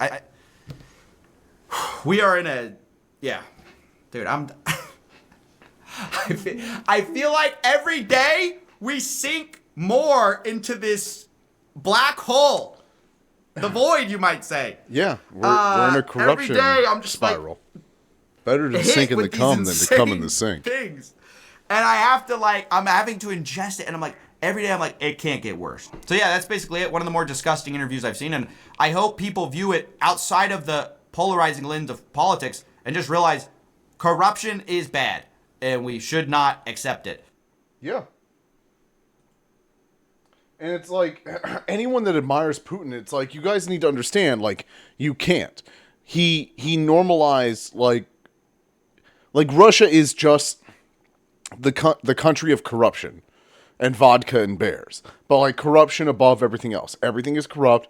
Everything can be bought or paid for. It just matters on who you know, how much money you have, and the right people like you and the wrong people don't. Like, that's all it is. And Trump wants to do that to America. He's on his way to doing that to America. Like, he's compromising and compromised the majority, if not all, of our institutions. The only thing not done in yet are the American people. And, like, they're taking the hits bad right now. Like, yeah, we are going to... Yeah, I was really hungry. We're going to watch this one next. I hate Elon with a fiery passion that he sent out this email, because it affected a lot of people really close to me, and it makes me madder than anything ever has. Basically, it's infuriating that this scumbag is coming in and telling 2 million government employees to justify their labor, when all he does is get high off ketamine and try to trick Grimes and Azalea Banks into a fucking threesome. Like, fuck this guy. Happy Saturday! Now send me a list of 5 things you did this week or you're fired. No, I'm not going to read all 4 million emails, but I'm so obsessed with efficiency that I'm going to cause millions of government employees to waste their entire workday trying to figure out 1, if you need to respond, and 2, what you can possibly say while not violating government secrecy laws or other ethical obligations. Yes, I'm a genius. On Saturday, February 22nd, the Office of Personnel Management, or OPM, sent an email to federal employees instructing them to respond with 5 things they accomplished last week, or else they would lose their jobs. When Musk bought Twitter for $44 billion, he sent a similar email to Twitter employees, demanding that they send him screenshots of their most salient lines of code. Musk then fired thousands of them, leading to dozens of lawsuits, all of which he's lost so far, and a diminished user experience at Twitter, to put it lightly. And now that Elon Musk has purchased the US government for a much lower price, he got to work making America more miserable for everyone, but especially government employees. Now, Musk's ostensible mandate is to make things more productive and efficient, and what better way to do that than by giving employees busy work and new bureaucratic puzzles to solve? It's not like they've got anything better to do, like, I don't know, making sure planes don't collide in midair, monitoring the transmission of avian flu to humans, and preventing people from dying while climbing the Grand Canyon. That stuff can wait. Now name 5 things you did last week, losers. Now we still don't know all the repercussions of the email blast, but as you'll see, there's a very interesting legal twist. And it seems that the government's representations in court are finally coming back to bite them. And in fact, one lawsuit that was filed long before the email blast went out might be the reason that people don't get fired for ignoring it. And in another twist, the person who filed that lawsuit is someone that you've probably seen on this channel before. But let's take a step back. When DOGE employees took over the Office of Personnel Management in January, they set up a new email system that let the OPM email all federal employees through a single distribution list. The new system was called the Government-Wide Email System, or I'm assuming it's called the GWIZ. It sends emails to federal employees through the email address hr@opm.gov. Now, I'm new to American politics, so I assume that everyone on both sides of the aisle is totally cool with an unauthorized email server. But storing private and classified information on an unsecured server is a big security risk. And we don't know where the OPM server is physically located or who built the system, but it seems the system is now retaining information about every employee of the US executive branch. And it seems to be going far beyond federal employees. It appears to be retaining information about every person with a .gov or .mil email, which is a much bigger set. And there's also evidence that employees of the judicial branch, including lifetime appointed federal judges, are also getting the emails.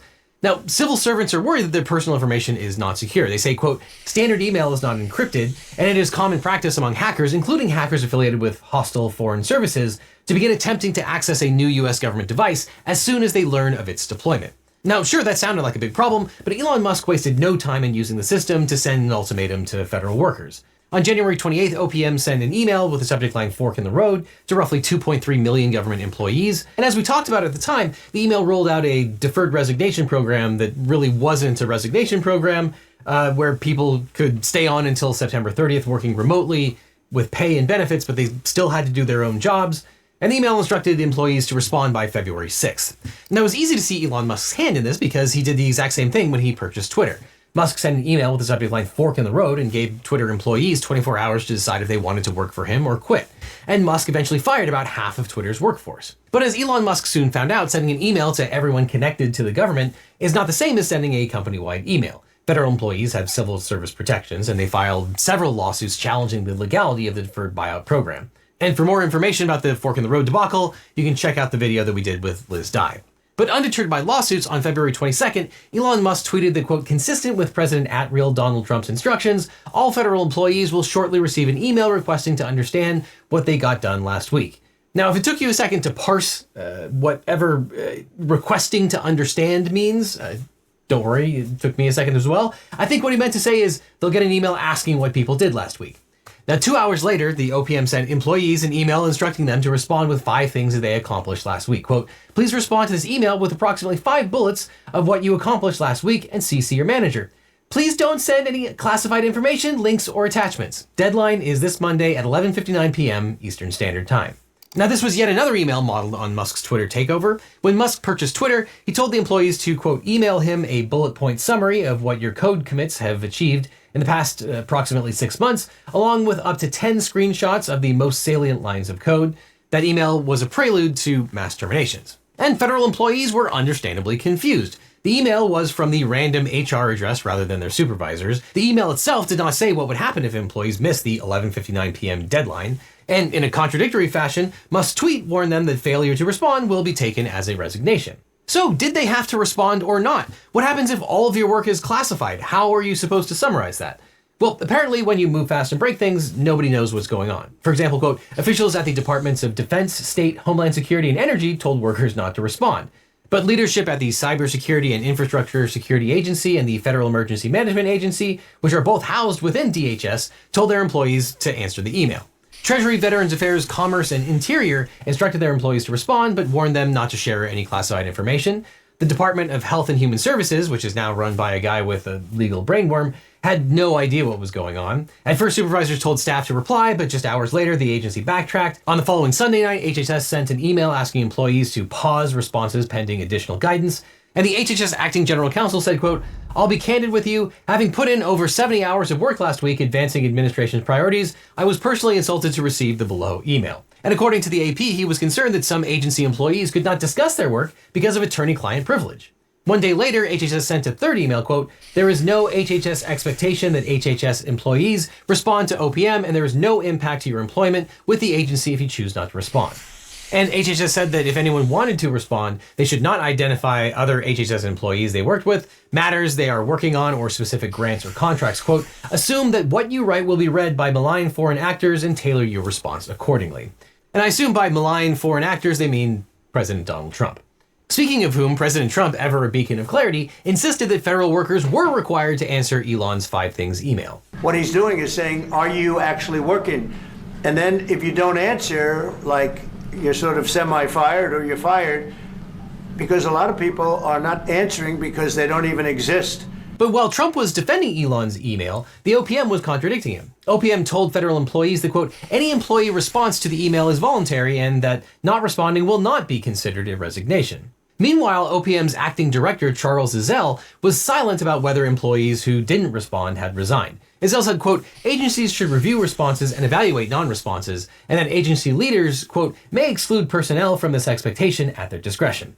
Ezell put the pressure on supervisors to decide whether to fire people. Quote, agencies should consider any appropriate actions regarding employees who fail to respond to activity accomplishment requests. It is agency leadership's decision as to what actions are taken. But the Monday deadline came and went, and Musk fumed about it on Twitter. Quote, subject to the discretion of the president, they will be given another chance. Failure to respond a second time will result in termination. So instead of clarity, we got a whole bunch of chaos. However, a lawyer emerged to save the day. Yeah, now, if you're mishandling fucking troves of bullshit government so far. data and lying to the courts about it, you'll probably want a good lawyer.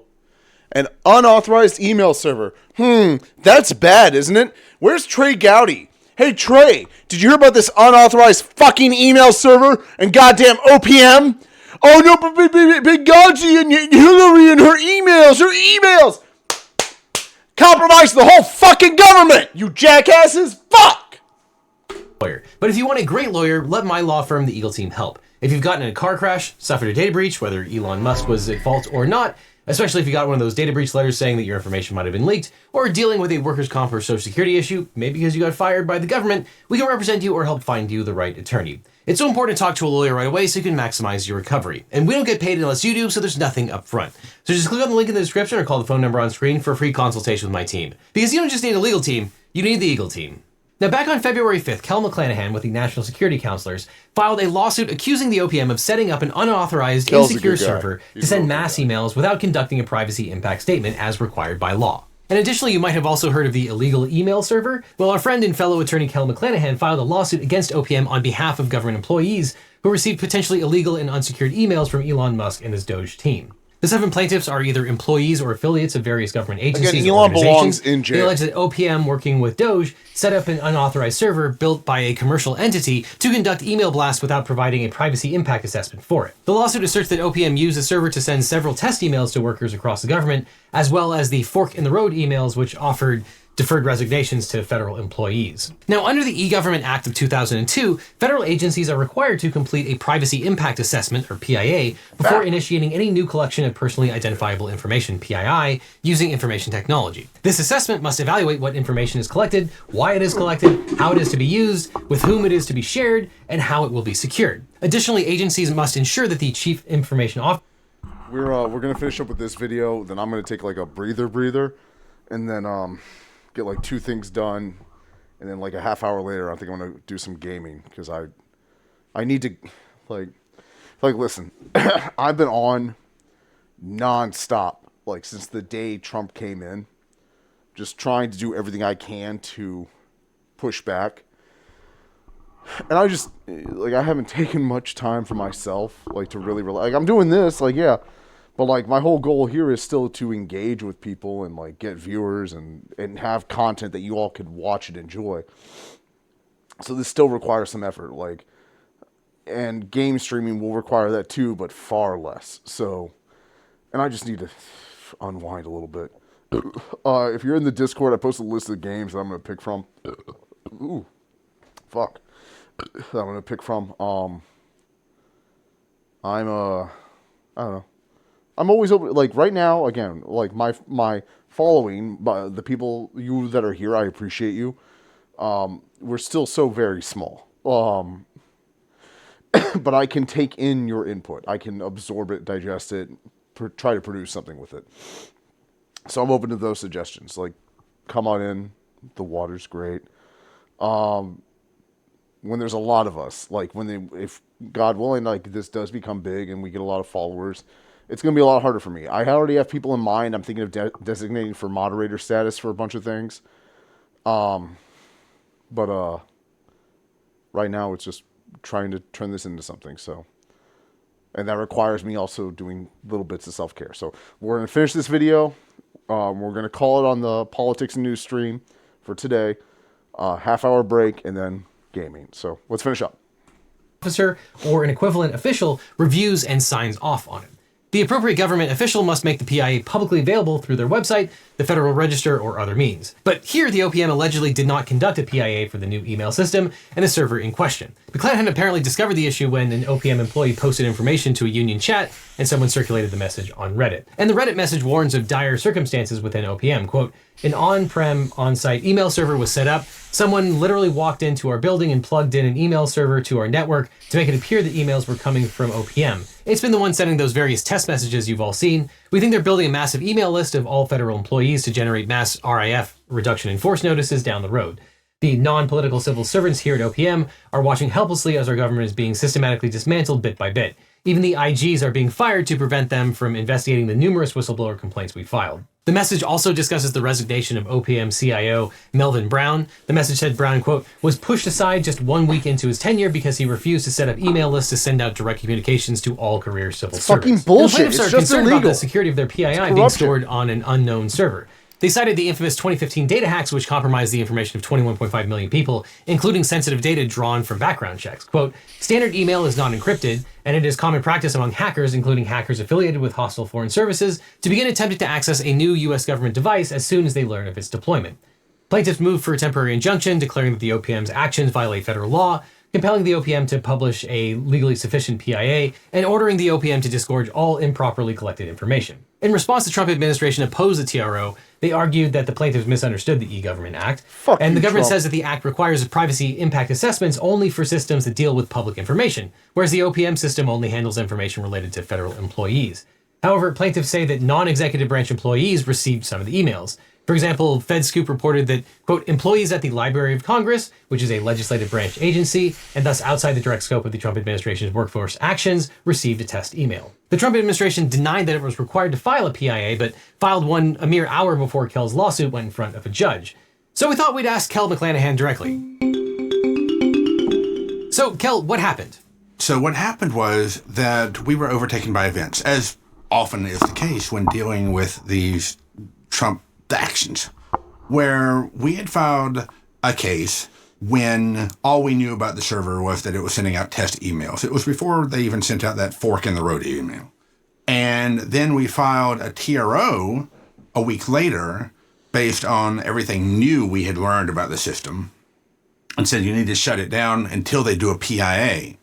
Then, as you say, the day of their opposition to the TRO, they said, here's a shiny PIA that we just did. It's moot now, right? The judge said, well, you didn't say in your TRO motion or even in your complaint that they had to file a proper PIA. You just said they have to file a PIA. So I'm going to hold that this motion that you have filed is moot because they filed a PIA. However, if you want to argue that they filed a POS PIA, then you need to amend your complaint and file a new TRO.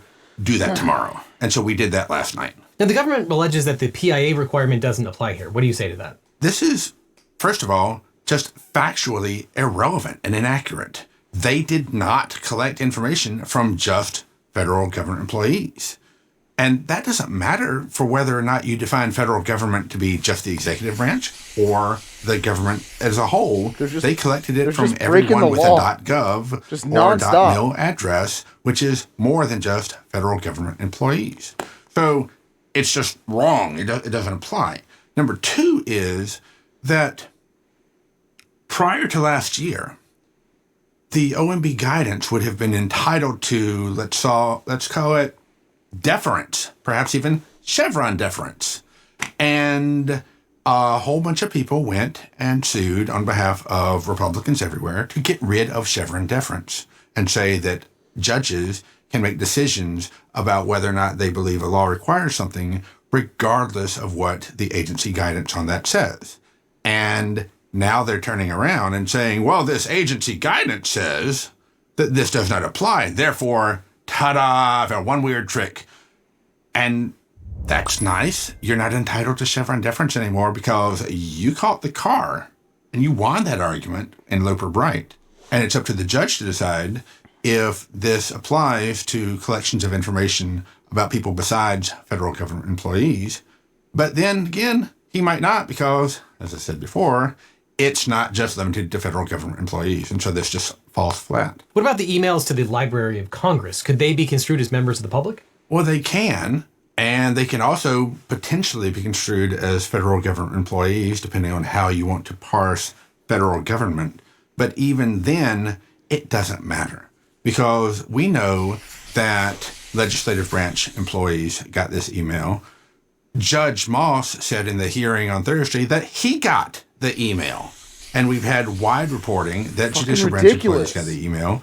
And I have clients who are contractors who got the email. And so even if you say that federal government employees applies to everyone in every branch of government, it does not apply to the contractors. It does not apply to the state of California employee who is one of my clients who got the email because she was in a program that partnered with a government agency. And so that's why she had a .gov email address. It just is an irrelevant point. These are a lot of arguments that are nitpicking based on the assertion that it only collected information about executive branch employees or maybe larger government employees. But once you knock that down, the whole house of cards falls. Am I curious? Yes. And what do we know about the OPM's PIA issued on February 5th? All we know for sure is that it was done sometime between January 22nd, which was the day that Greg Hogan, the signatory, took over as chief information officer, because we know that Melvin Brown, his predecessor, refused to allow the government-wide email system to happen. It was also done sometime before February 5th, or including February 5th, because that's the day they filed it in my case, where they dropped it at 10 o'clock in the morning when we were supposed to have a status conference at 11 o'clock in the morning. So, that's not suspicious at all. It is more likely that it was done after I filed my temporary restraining order motion, but we don't have evidence of that. But what we do know is that even if they started writing it when they started doing the system, that's still only 2 weeks. You don't do a PIA for a major information system in 2 weeks. Yeah. You do a PIA in, at best, 2 months, because it's complicated. Okay, fun fact. The reason that the OPM hack happened in 2014 was because the Chinese were very, very methodical and very, very patient. And they found an access point where they were able to spoof coming from opmsecurity.org, which fooled the system into thinking they were part of OPM. Then they sat there until they saw an opening, and then they stuck a person in there who could log in and be recognized by the system as an authorized individual. The system thought that that person was need to know as far as the access goes. So the fact that they are saying this system can only be accessed by people with the need to know is predicated on the idea that the only way to access the computer is by walking up to it and sitting down in front of it and typing into it. However, that is not how things work in cybersecurity. Fun fact, again, Pete Hegseth has told the Cybersecurity Defense Division of the DOD to stand down from exploring Russian intrusions into American systems. And Elon Musk has been over every American system now. We are so vulnerable. Like, we're probably already compromised and have no fucking idea. Like, we are so fucked. Like, God. And even the net got that right. And so, as long as they are sitting out here with this server with all of this information on it, the server doesn't know if you're sitting down in front of it or you're accessing it remotely. I guarantee you that some of these guys are accessing it remotely. Yeah. And so, what are we supposed to draw from this? What are we supposed to conclude by the fact that our security measures are, we make sure people can't get into the room where it's sitting connected to the entire network? What do we know about exactly when this PIA was done? PIAs take a long time to work on because they are important. And in fact, the law requires that the complexity of a system be commensurate with the complexity of the PIA. And when you have something like a major information system, as the law defines it, you have to be even more specific. So when you have that, and you look at the other PIAs that even just OPM has promulgated for its other systems, one of which is actually the Microsoft Office 365 information system that they use for all their communicating, you see these are very specific requirements, and these are very specific answers. They say who is doing what, why we decided on doing this, what security measures were considered, what we thought after we did the PIA, how we adjusted the way we used the system, et cetera, et cetera. Then you have this PIA. And this PIA, I want to make clear, I call a PIA so that every answer doesn't have to go with this document that purports to be a PIA. This is not a PIA. This is, as someone said a couple days ago, a restaurant menu with PIA written across the top of it. They're breaking and bending the law in every conceivable fucking way possible. Like, again, I'll say it until it's done. They've got to be stopped. It says things like, we don't need to do this because we are being very secure. How is the data being protected? Elon will recuse himself from any conflicts of interest. I am taking the $2 billion Verizon deal. Fuck off! It's being protected by protective measures. It does not give answers to any of the questions. Some of the stuff it says is factually just wrong, like we only collect information about government employees.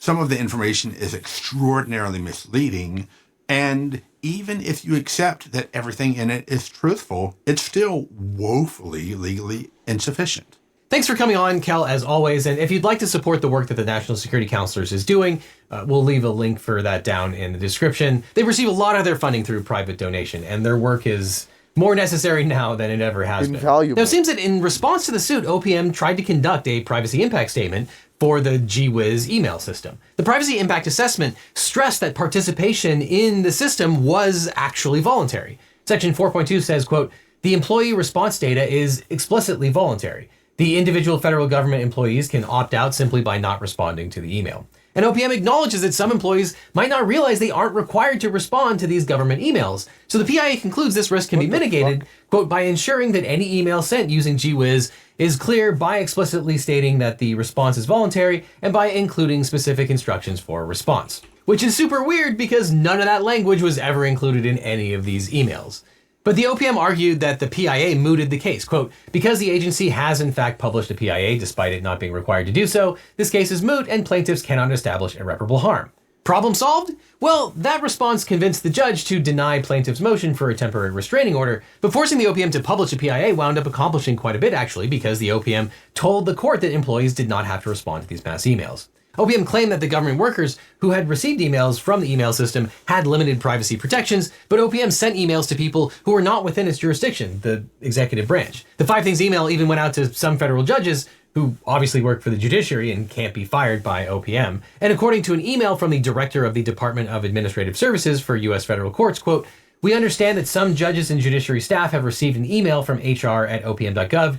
Please be advised that this email did not originate from the judiciary or the administrative office, and we suggest that no action be taken. So if any of these employees responded, they might now have standing to sue along with their executive branch counterparts. And since the emails went out to so many people who were not executive employees, plaintiffs filed an amended complaint expanding the proposed class to everyone with a government email address. And Kel has now moved for Rule 11 sanctions against the government. Good. Under Rule 11C2, lawyers must give the opposing side 21 days to correct the offending conduct. And he asked the court to shorten the safe harbor period to just 5 days, and the judge agreed, so the motion is now on the public docket. And plaintiffs allege that OPM submitted false evidence to the court in an attempt to avoid a temporary restraining order. And the PIA asserts that the GWiz system only collected voluntary responses from federal employees, and the PIA reiterated this claim 5 times. However, as we just discussed, the system was actually used to gather responses from non-executive branch employees, including judiciary staff. Guidance from the president and some agencies indicated that responding was mandatory, and the court relied on this inaccurate information when denying the initial TRO.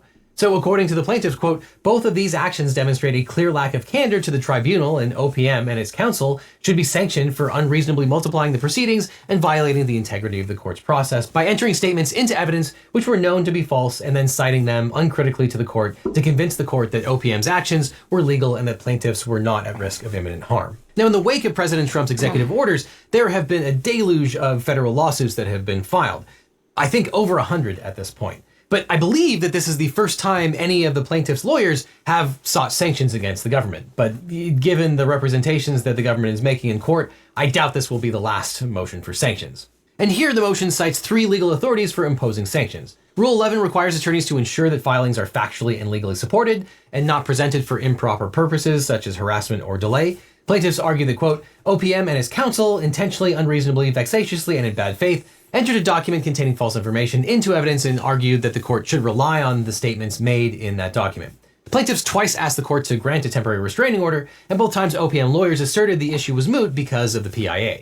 So this undoubtedly added expense and time to the litigation. And as plaintiffs point out, quote, OPM convinced this court to deny plaintiffs' first request for a TRO, force the parties to brief a second motion for a TRO, and are forcing plaintiffs to respond to a motion to dismiss, which is largely predicated on the fact that the invalid and inaccurate GWiz PIA is in the record. Plaintiffs argue that because OPM and his counsel knowingly submitted false evidence, misleading the court and prolonging the proceedings, the court should strike the PIA from the record, prohibit OPM from relying on the PIA at this stage in the litigation, order OPM's lawyers to file sworn statements regarding how much they actually know about OPM's representations, and grant the plaintiffs any other relief that would deter OPM from repeating the conduct. Now, the court hasn't ruled on this motion yet, but on Friday night, OPM updated the PIA, sent out another round of emails, and issued more conflicting guidance. It really does feel like Groundhog Day because the Department of Government Efficiency is making everyone do the same thing over and over and over again. So efficient. But the updated PIA says that responding to the email system is voluntary, but, quote, the consequences for failure to provide the requested information will vary depending on the particular email at issue. OPM and the agencies then sent a second version of the 5 Things email. The subject line was, what did you do last week, part 2? The email directed employees to file a weekly response summarizing what they accomplished. Now, some employees received this email from their agencies, which could be a different strategy to moot the case, because there's probably nothing wrong with asking an employee to respond by email to their direct supervisor. However, some employees still received the email directly from OPM, and OPM made the situation more confusing by telling agency leaders they should send a copy of their response to OPM, and OPM didn't say what the agency planned to do with these emails. OPM did say, quote, agencies should review responses and evaluate non-responses.